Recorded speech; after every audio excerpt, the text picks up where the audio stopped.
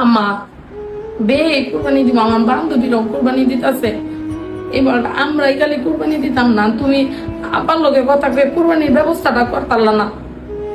এরা বে কইতাছে কেরা কি রঙের গরু কিনছে, আমি কেউ সামনে কইতেও পারতাছি না যে কি রঙের গরু কিনবো আব্বা। আবার হেরা কইলে আমার খালি হুনন লাগতেছে, আবার সবাই আমার জিগাইতেছে তোরা কি কি রঙ গরু কিনছস, কি রঙের গরু কিনছস, কইতেও পারতাছি না। আর এমনি তো কুরবানি দিতাম না, কিরমটা লাগে কও, সবাই আমার এখন ছোট হইয়া দেখতেছে।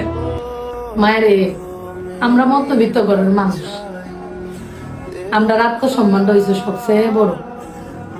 আমরা কত কষ্ট বুকের মধ্যে লুকা রাখি, কেউ কইতারি না। আমরা বুক ফাটে কেউ মুখ ফুটতে, আমরা কেউ কিস্তা কইতে না।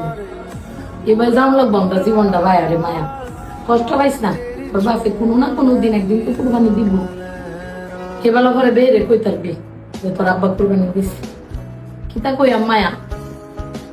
মধ্যবিত্ত ঘরের মানুষ হওয়া আমার মনে হয় পৃথিবীর সবচেয়ে কঠিন কাজ। কষ্ট হয়েছে রে মায়া।